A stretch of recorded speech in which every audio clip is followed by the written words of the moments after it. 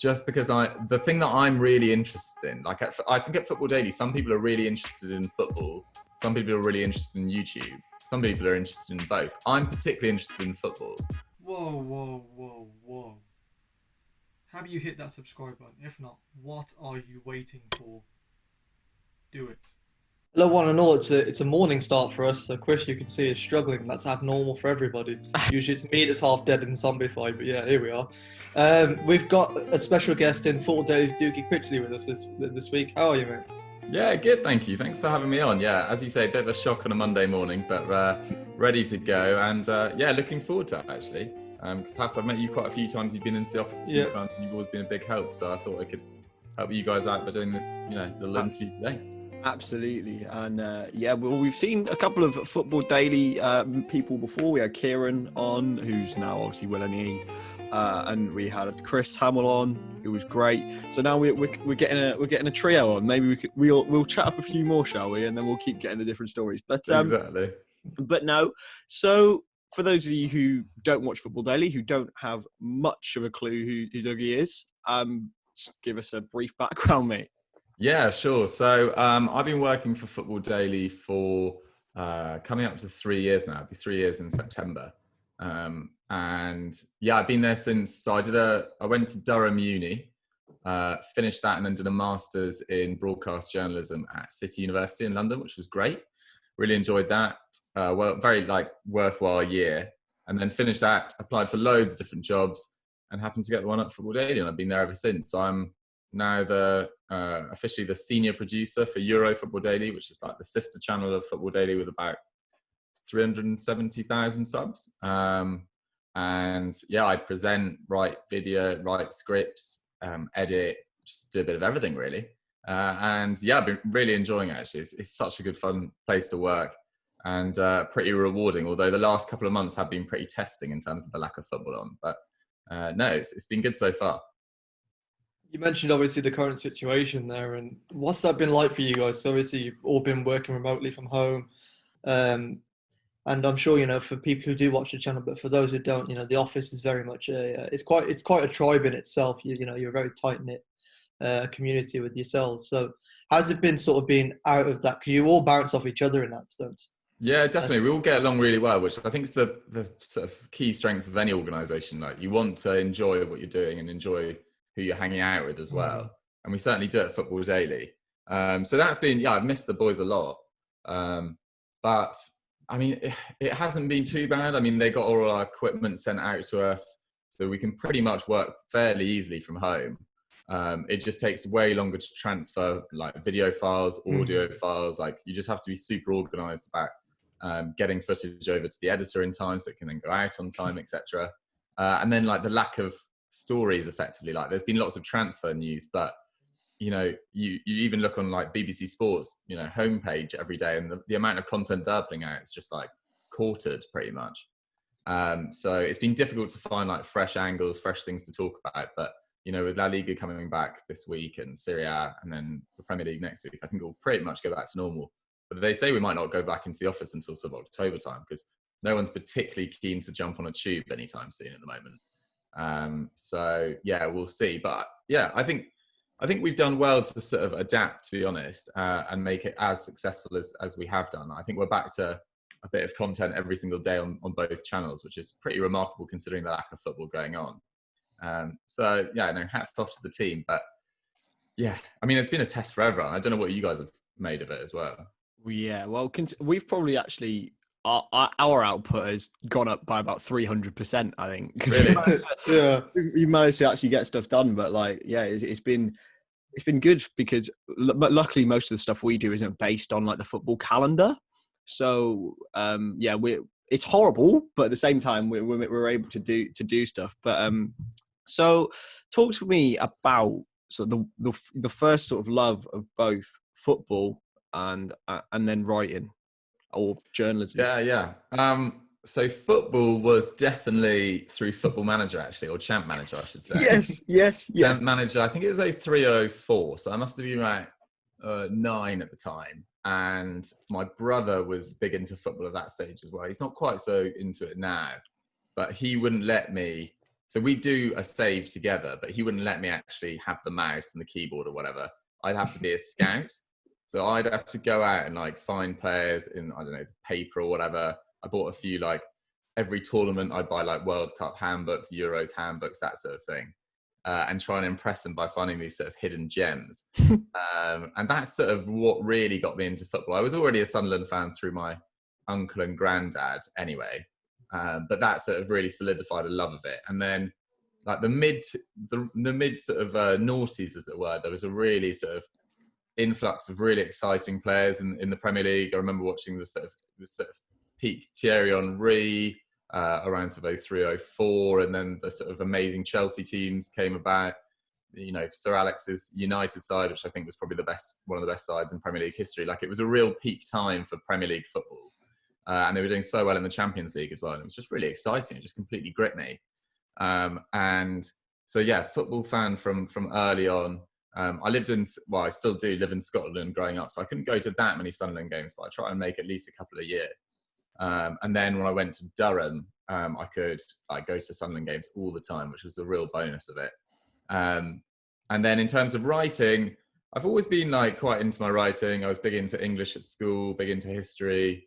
I used to love debating.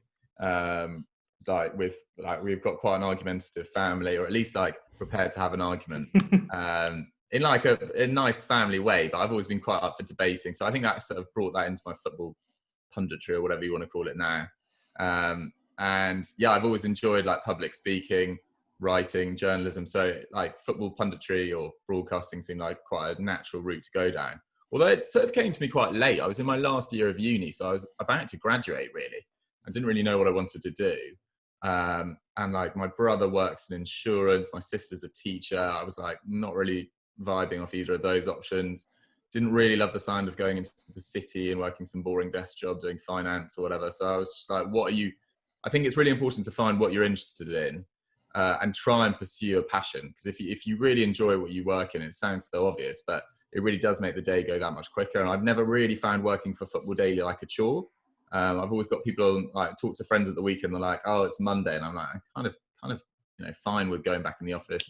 Quite excited for what the week's going to bring. So yeah, I think definitely pursuing your passions. But yeah, Sunderland's been a tough watch over the last few years, to be fair. So. Yeah, I think we'll skip over that for now, and then we'll go into that later on. But yeah, it's been obviously you went to university. Do you know really what sort of direction you wanted to go in before you went to uni? Was it something that you had your eyes set on? Because a lot of people put a lot of emphasis on that when you're doing like A levels and stuff. I know that from personal experience this year. Like, if you know what you're going to do, but did you sort of have it in your mind before? Not really, no. I basically just wanted to I was always quite hardworking, always wanted to do the best I could at school to go to the best possible uni, but didn't really have an idea of what I wanted to do. I knew it would be something sort of creative more than like a maths subject or a science subject. And then I think you basically just have to find your way, really. I've still got loads of friends. I mean, I'm 26 now. Loads of my friends, still haven't discovered what you want to do. I think the days of getting into a career at like 20 and finishing at 55, 60 in that one career are kind of gone. I think there's a lot more flexibility. You can, mold yourself into different careers at different times, pick up different skills in different places. So for like anyone thinking about careers, like I wouldn't get too stressed over it. There's plenty of time to change. Like loads of people still haven't made up their minds, when they're sort of 35, 40. So I wouldn't stress about it too much, but yeah, I was always pretty keen on getting into uni and then seeing what happened from there. Did you see yourself entering the sort of world of YouTube in any sense, or was that kind of like it stumbled upon sort of thing? Yeah, not really at all, actually. So like lots of people in the office, like Zach and Kieran in particular, like grew up watching YouTube. They've like watched these YouTubers since they're, small. I'd heard of the big ones, like I'd heard of KSI and, the likes of Jack Mate more recently. I'd heard of him, but I didn't grow up watching YouTube. I basically consumed like quite traditional forms of media, like TV, newspapers, whatever, websites, but like not YouTube per se. I was quite late to that game. I was a bit of a granddad. So yeah, I never really considered YouTube. And even when I was doing my master's degree, finished that and then applied for loads of like television channels. I applied for Al Jazeera to be a Muslim expert, which I don't know. I think I was just like shooting my shot at pretty much anything really, which just shows you that kind of like feeling when you finish uni and you're just like, crap, I need to apply for quite a few things here. So I applied for like 30 or 40 different things, managed to get this thing in YouTube, and then I've sort of realised that it's a pretty viable and fun place to work in that space.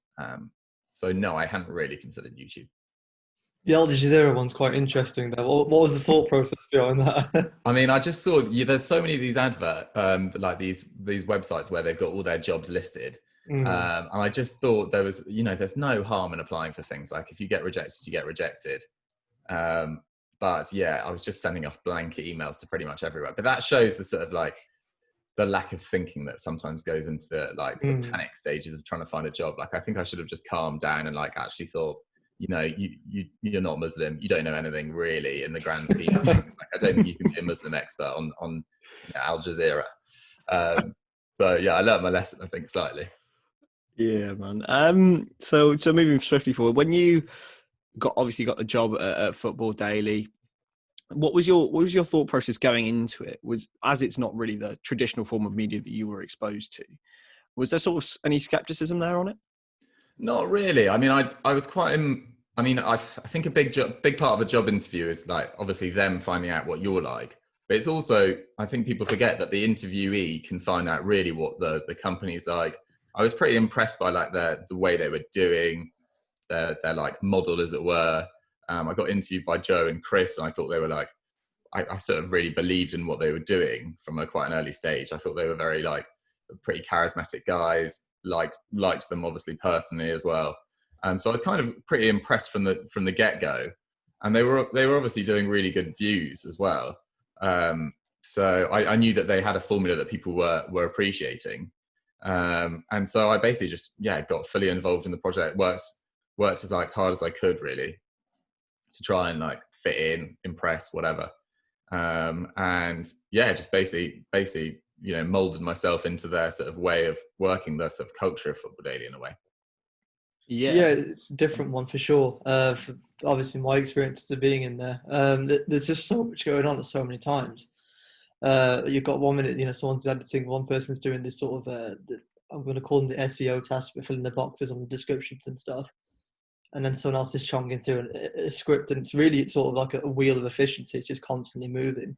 Yeah, for sure. I mean, we've got this amazing like multicolored schedule, and everyone's down in a block. And basically, your day, you can't have a day off or a day where you're not at your best, because your script is then going to get shot the next day, or it's going to get, someone's going to have to present with the research you've done, which then needs to get to the editor in time in order to fit the schedule. Because it's great that it's daily content, but it also like creates a certain like you can't really miss a video or miss a day. Damn, whoever called it Football Daily. So yeah, you're under a certain amount of pressure to like keep your workflow as efficient as possible. And I think it works quite well generally. Yeah, absolutely. How did you adapt to that when you first started? In that sense, was it quite like, oh my god, this is like a wave of just coming at me, or were you quite prepared for it in that sense? I've always my sort of, it depends. I don't think anyone joins a company and is like, I was by no means a complete, well, I'm still not, but by no means a complete presenter, editor, writer, whatever. But my writing was always the strongest bit of it. And, then my presenting, and then my editing was definitely not. So I found it like my writing, I could sort of keep up with what I had to do and could get into what they were asking effectively, and the style of the videos and the style of the scripts they wanted. But my editing took like a fair amount of time. And I think it's just good to acknowledge what your strengths and weaknesses are and to try and work on your weaknesses as much as possible. You're not going to become the best version of yourself. God, this is quite cheesy, but you're not going to become the best like possible employee if you're not prepared to work on your weaknesses. And my editing is now like a perfectly able level. So I found like editing was like immediately the thing I struggled with, but I spent less time on scripts and just more time trying to, perfect my edits really. So yeah, it takes a month or two to get up to speed, but generally it's not too much of a hassle. Absolutely. And so we've had quite a few people on, and they have said, you have to be this jack of all trades, for example. Do you think that's more important even now than the 3 years ago that you went into Football Daily? I would say it's probably similar, to be honest. I mean, I was told quite early on my masters that it's good to be able to do a variety of things, to produce, to present, to work a camera, to edit, whatever. So they drilled me into that quite early on. But it just makes yourself so much more important to a team if you can do a bit of everything. And, you know, if someone's ill, or if someone's, you know, having an off day, or if someone needs help with anything, I don't know, you can go and help them pick up the slack. And it just makes the team work so much more efficiently if no one's really set in their ways and they're like, oh, I can't do that, or oh, I don't really feel comfortable doing that. I think a lot of the time it's as well, it's not even being an expert in every field when you go in. It's just being prepared to like put yourself out there and being prepared to get things wrong as well. Like having no sort of personal pride in being like, oh, I don't know how to do this, but I'd like to know how to do this. That's probably my biggest tip for getting into a work, like adapting to a workplace is not even, you know, not trying to pretend you know everything when you start, but having the sort of desire to want to know everything, or want to be able to do everything at least. So it's basically about just taking away your personal pride and just being prepared to be wrong. Yeah, it reminds me of like James Milner filling out left back. You know, you got to learn. You got to learn the ropes. For sure. Absolutely. So let's talk about the 100%. You know, you play off it. Your voice. It's an amazing thing. Is what everyone hears. Is it something that you developed as a youngster? Obviously, you said you lived in Scotland. Were you always sort of this sort of nice, deep, posh voice that you got? It's interesting that you pull that out. I've never really, before I worked at Football Daily, I'd never really had anyone comment on my voice. It wasn't like a thing that people particularly focused on. But I mean, in terms of like poshness, as it were, my mum's quite posh. Dad wasn't so posh, but yeah, I think I've always just sounded effectively a bit like her, really, but less feminine, hopefully. And yeah, when I started doing voiceovers at Football Daily, yeah, I sound slightly different to some of them, but I was kind of baffled by the response, to be honest. I thought it wasn't too dissimilar. I mean, everyone sounds different, but like Pato doesn't sound that different from me, I suppose. But yeah, I think I'd never really considered it, so I never really consider it an asset. But you know, hopefully it is, I suppose. Particularly if you're doing voiceovers regularly. But there's certain things I'm certainly not like a complete voiceover person, whatever. I still have this. I can't. You might, if you've ever watched a Football Daily video, I can't help it. Whenever my voice goes, so I do a sentence like this, la da da da da da, and then at the end it goes like that. I can't get it away. So like, there's still so much like you can improve on, and I'm trying to work on it. But I think it's just like when you're in the voiceover booth or whatever, I just turn on this different part of my voice. I'm just trying to get rid of that at the moment. But yeah, no, I suppose it's a bit of a selling point. I never got like female attention for my voice or anything. So maybe I just wasn't using it properly. I don't know. You mentioned the responses to your voice, for example. So obviously the whole YouTube comment section, everybody knows it's like a wild west of all sorts in there. And particularly, you know, Football Daily, you get an array of responses in the way of, you know, people making personal pokes or just general sort of jokey comments. How did you first react to that when you first started getting those comments in there? Well, I think it comes from my family, because we've always been quite prepared to take the piss out of each other. And I've always prepared to, like, with mates, to give it out and to take it quite a lot. I always hate people that give out chat to people and then can't take a bit of teasing back. So like, I actually found it generally quite funny. I know that, you know, Zach was a lot younger when he started, and actually his comments were pretty personal and pretty horrid. And I think he found it quite difficult. But, you know, I got some pretty horrid comments as well. I got, you know, having a massive forehead, being quite posh, and, you know, the combination, I was set up for a lot of ridicule. I mean, I got someone said I looked like Theresa May after 6 months of chemo. Jesus. There was like regular stuff about how that I was just like a waste of space, and I mean, I had a whole list. They went on and on. So that was like a bit of a change, but I really don't think you can take it that seriously. Generally, the people watching YouTube are between the ages of like 16 and 24, and the people that are commenting on YouTube videos regularly are probably at the bottom end of that scale. So like if a 14-year-old boy wants to say that I've got a massive forehead and I look like an absolute douche, then, you know, I'm not gonna take that much offense to it, really. But yeah, I mean, it's something to just adapt to. And I also think it's quite a useful weapon. I mean, if someone in a future job interview, I don't know if that ever happened, would be like, what's the hardest bit of your job? You could say, well, you get trolled on a daily basis, and like you've still got to like turn up to work and like put your best foot forward, I suppose. So it's quite a useful learning exercise. Just don't take it too seriously, is my advice.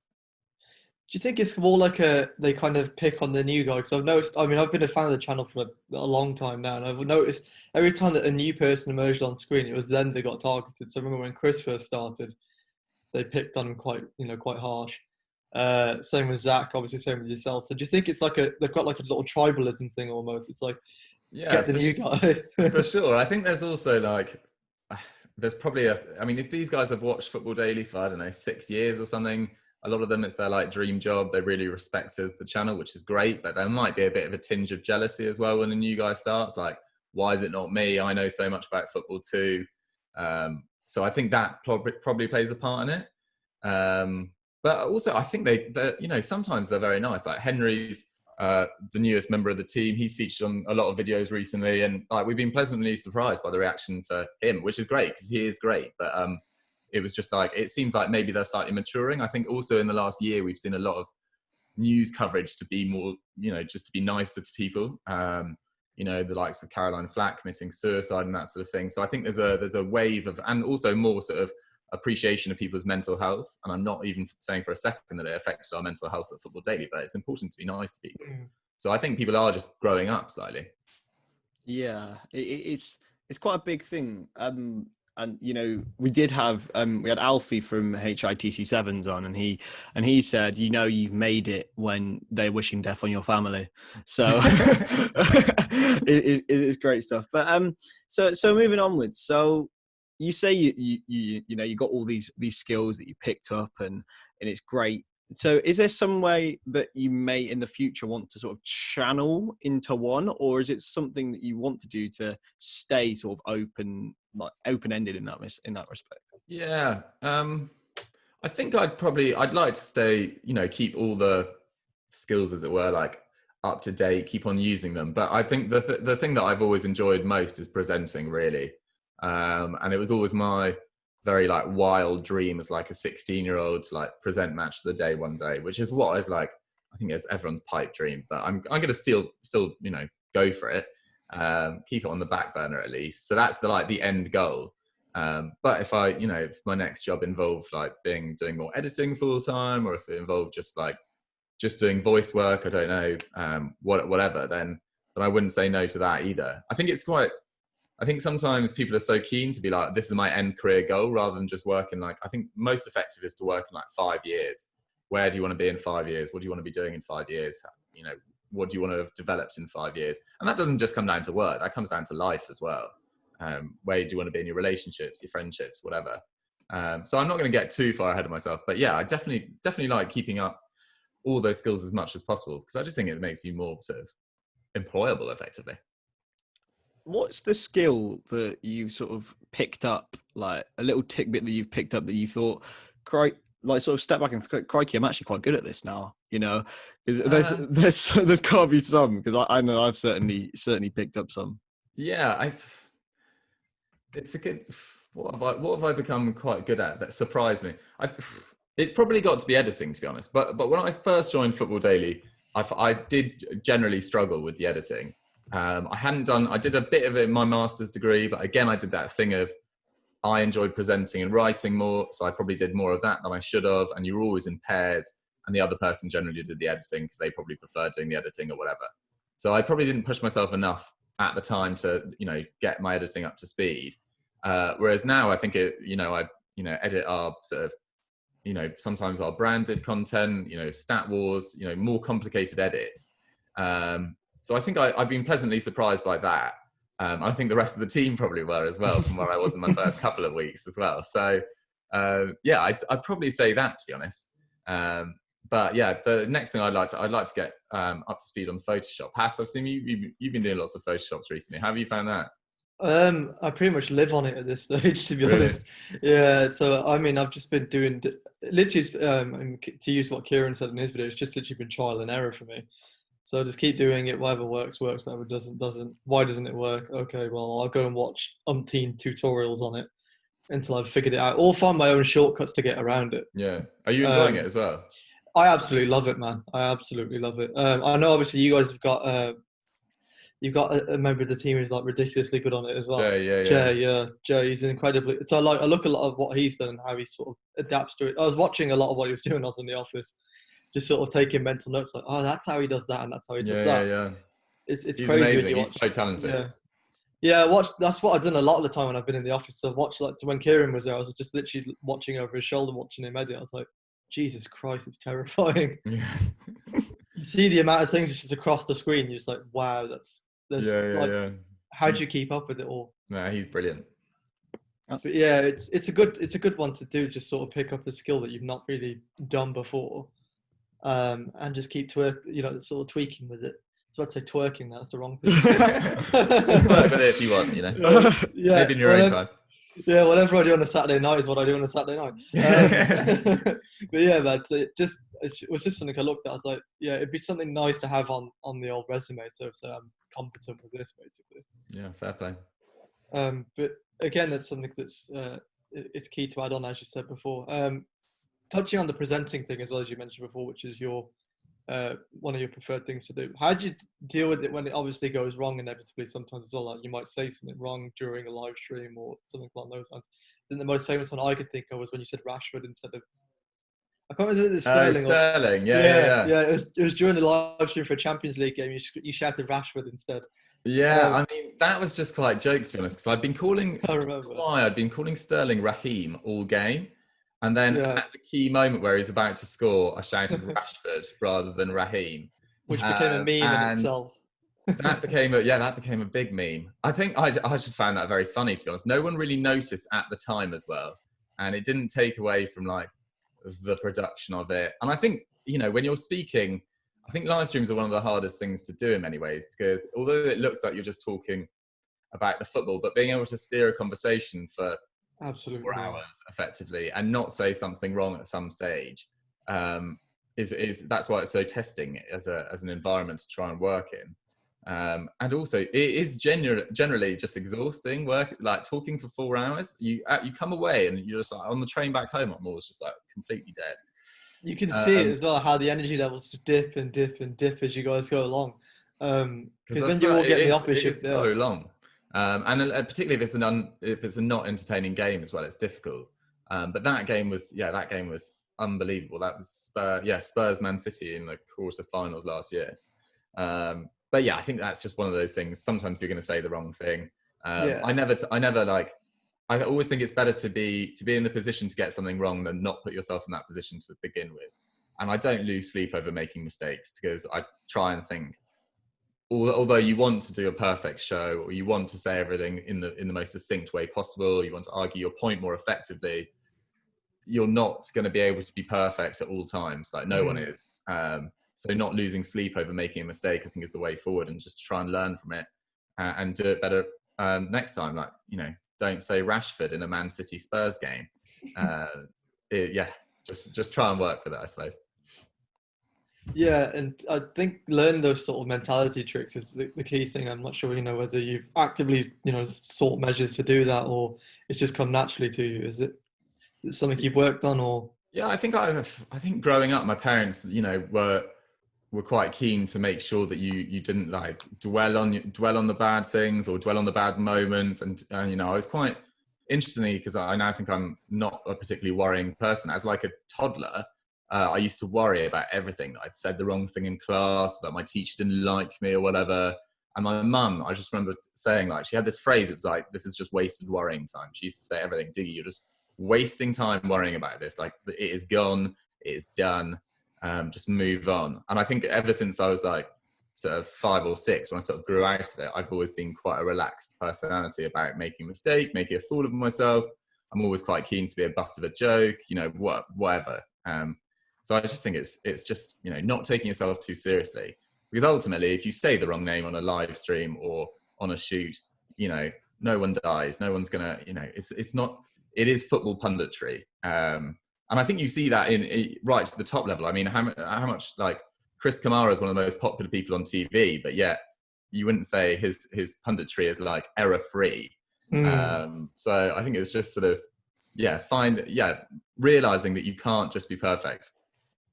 Absolutely. And do you think actually when you do make these kind of mistakes, and you can see it with Chris Kamara, it sort of endears him to the nation, that kind of respect? Do you think that it could be kind of similar with that in Football Daily? Yeah, I mean, for sure. I think people really enjoy. I mean, that clip of me shouting Rashford was like one of our most watched like social clips ever, and everyone was absolutely loving it. And I also hark back to, we've done quite a few podcasts. We used to do a segment. I don't really know why we took it out, where it was like effectively, what was it called? Facts with Rafa Benitez, and it was 2 truths and a lie. And I always used to go for my most embarrassing fact about myself and 2 lies, effectively. So one was that I shat myself when trying to climb Mount Kilimanjaro. Oh, Jesus. And which is true. And people like cut that out as a clip and like absolutely loved it. And like, if you can provide a bit of entertainment by laughing at yourself, then I think that's really the way to go. Because people love nothing more than laughing at other people, particularly if it's about them embarrassing themselves. So yeah, I've always gone for that method. Absolutely. So before we get into sort of the end of this podcast, I just want to talk about sort of, as you're a Sunderland fan, you're here, we may as well talk about Sunderland. What's gone wrong, mate? Where to start, really? I think it was so poorly run for so long. It was almost inevitable, to be honest. As soon as Niall Quinn left as chairman, it really did destabilise. We had so many directors of football. We had so many managers. We had so many different playing philosophies and managers, so many different players coming in to fit those philosophies. Basically, by the end of our time in the Premier League, our squad was a complete mismatch of players that were brought in for big wages, because it's not the most desirable place to live, the North East. So you do end up paying over the odds. Like if a player has the chance of going to a London club or Sunderland or, Newcastle to a lesser extent, you've basically got to pay over the odds. And some of our appointments as managers were just awful. Di Canio springs to mind instantly. Although it did work for a short amount of time. It was such a proven cycle of get a manager appointed, they'd probably draw their first game, then it'd be Newcastle, they'd win, and then we'd save our season. Disastrous summer, lack of investment, or it wasn't even lack of investment, it was just such bad spending consistently. No players, particularly foreign-born players that had come from France, Turkey, whatever, they didn't really want to be at Sunderland for a long amount of time. It's kind of fair enough, I don't really blame them. They probably weren't necessarily in it for the best reasons. And it was just a constant cycle of repetition and just demise, really. And then we also got really unlucky. So Sam Allardyce got the England job after keeping us up. And that was when I was just like, that was my end of uni. I think that was 2016, summer of 2016. And so Allardyce had kept us up. We'd beaten Chelsea, we'd beaten Everton in the run, and we'd done phenomenally well. Kone had come in, Wahid Khazri, like players that had really started to play. Jan Kirchhoff as well. It's the 3 Ks. And we, seemed to get it all going. Allardyce got the England job, and we just had to start all over again. And it's just been really frustrating. Our year in the Championship was absolutely abysmal. We haven't got it right in League One so far. I think we fired Jack Ross too early. And now there's all this stuff coming out about the owners using our parachute payments to buy the club effectively to begin with. It's just been an absolute mess, really. I wish I had a crystal ball to say exactly what, put it down to one reason, but you can't really sum up Sunderland's last 10 years with one succinct reason. It's just been really sad, really. Where do you see it going for them, though? Do you see anything lifting up in the next few years, or do you think it's going to be more of the same? Well, they still haven't announced what's going to happen to League One this season. I mean, hopefully we manage to get in the playoffs and maybe get to the playoff final and maybe go up. But to be honest, I don't know how well we do in the Championship. It's going to take new investment, really. And the current owners really hedged the club's future against going up last year. And we lost to Charlton in the playoff final in the last minutes. So it's really not clear what's going to happen. And I think it's going to be coronavirus is going to hit clubs like Sunderland, who have been financially mismanaged for so long, really badly. And it's not just all like doom and gloom about the current ownership. Like watching Sunderland till I die, like they did a lot of good work behind the scenes. I didn't necessarily like the way particularly Charlie Methven went about his business and the way he talked to his staff at times, but they were on the right track with possibly the wrong methods, but they just don't have the financial might to get a club like Sunderland going again. So we just need a takeover, really. Yeah, and there was talks of one not so long ago, wasn't there? So who do you support, Chris? I know Hass is a Real Madrid fan. I'm Liverpool. So you're Liverpool. There we go. I should have taken that in behind. I'm pretty lucky in that respect. Yeah, both pretty lucky at the moment. Absolutely. Yeah, so can't really complain. No, I can't complain at all. So for you, Dougie, what sort of direction? You said the 5 years. You seem pretty happy at Football Daily and at Euro Football Daily. So what sort of direction do you want to go in? Firstly with them, and then secondly in your own career. Is there any sort of avenues that you want to explore in the next future? I think Football Daily's on a really good trajectory at the moment, I should say. I think it's been a challenging last couple of years in a way, in that so many other people have entered the space. BT and Sky Sports are now big players in YouTube as well, which means people are not clicking on our videos as much as they were in terms of, because there's so much live football to watch on YouTube now. Watching three guys, or however many guys talk about various different topics, maybe doesn't have the same allure that it did in maybe 2016 when it was quite rare. Now every man and his dog's on YouTube, which is a good thing. I think it makes it more competitive and it drives people on to be better. But it, has affected, like, our views are down a bit compared to where they were 3 years ago, but that's kind of the nature of it. I don't have any immediate plans to leave in the slightest. I think being owned by Sky gives us quite a hope. I mean, one day I'd like to be a presenter at sort of a big player in the game. Or I also really enjoy our podcast, to be fair. So maybe working for a radio station. But yeah, no immediate plans to leave. And then I try not to be too specific about where I'd want to be in 5 years necessarily, but just keep on progressing in terms of skills, experiences. I mean, I've done coming up to 3 years at Football Daily. We'll see where it is in 5 years' time. It might look completely different. It certainly looks quite different to what it was 5 years ago. So I'm not going to put any specifics on, but yeah, I think just keep on moving up, hopefully.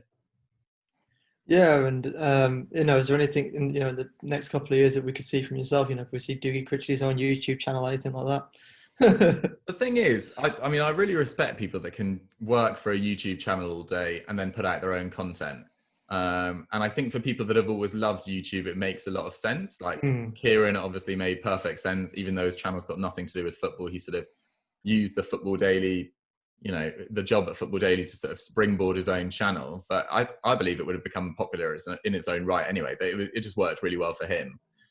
I'm not that bothered about working 9 till 6 in YouTube and then starting up my own channel, to be honest. Just because the thing that I'm really interested in, I think at Football Daily, some people are really interested in football. Some people are really interested in YouTube. Some people are interested in both. I'm particularly interested in football. So making my own channel just really sounds like a bit of hard work, really. But I've got nothing but respect for particularly Hamel and Kieran, who have been the most consistent with theirs. Joe actually hasn't done his for a little while, but to be able to put so many hours into your day-to-day job and then do your own channel, I think that's pretty impressive. So hats off to them, but I don't think you'll see a Dougie Critchley YouTube channel anytime soon. What about your own podcast? Would that be something you would explore in the future? Potentially. Again, it's just you've got to put in a certain amount of work in terms of getting the guests, etc. But no, I wouldn't rule it out, but we'll see. Absolutely. Well, Christ, we've jinxed each other here. We've talked to each other so much. It's just. I'm turning into you, and I don't like it. Yeah, maybe your forehead will start growing next. Oh God. Yeah. So, what would you say, Dougie, to a younger version of you, just probably just going into uni, don't really know what to do, what would your main piece of advice be? My main piece of advice for a younger version of me is to really follow what you want to do. It sounds so basic, but at uni, I decided in my last year that I wanted to get into football. I started up a SoundCloud where I put my football thoughts down. I did reviews of the weekend's Premier League action. I started a blog. I then got a work experience at an edit place so you could learn the basics of editing. Basically, if you want to work in football, broadcasting, punditry, whatever you want to call it, no one's going to give it to you on a plate. So you've got to show how keen you are to do it. So start your own blog, start your own vlog. I used to film, I had a Facebook page called Fresh from the Dugout, and I used to film like little clips of me talking about a team, a player, whatever, interview friends. Just do as much as possible to prove how much you want to work in the space. And it actually opened up a lot of avenues for me. Just having a Facebook page with, I don't know, 400 of my friends that liked it and watched it. It wasn't like well produced, well scripted. It didn't have thumbnails. It was just the bare basics. So like what you guys do, I think is really impressive. Just follow, if you're enjoying it, and don't also think of it as just as a career route. Like if you really enjoy it for your own mental health, you know, it's just your passion, follow it. And if you can get a job out of it, then well done to you. So don't really care what people think. Don't take it too personally, at least. Work as hard as possible and find, if you're going to create content or script content, make sure it has a point to it. Don't just do rambling videos or rambling scripts that don't really have a message or a story to it. Always try and have a structure to your content, and just do it. What a way to finish it. I think. Hasan, have you got anything else? No, that's perfect. Then you can't knock those morals and values at all. Make sure that we take them home as well. Absolutely. And Nike, if you want to sponsor us, Dougie's just giving us a... I did just hear that as well. Yeah, but please sponsor us. Anyway, I can put any branding in you want, yeah. I mean, there's nothing as well, you know. I am wearing it, so, you know. Oh, good stuff. Fantastic to see. Anyway, where can we find you on Twitter and any social medias, Dougie? Yeah, so it's just my name. It's just Dougie Critchley, at Dougie Critchley on Twitter and at Dougie Critchley on Instagram. And yeah, get involved.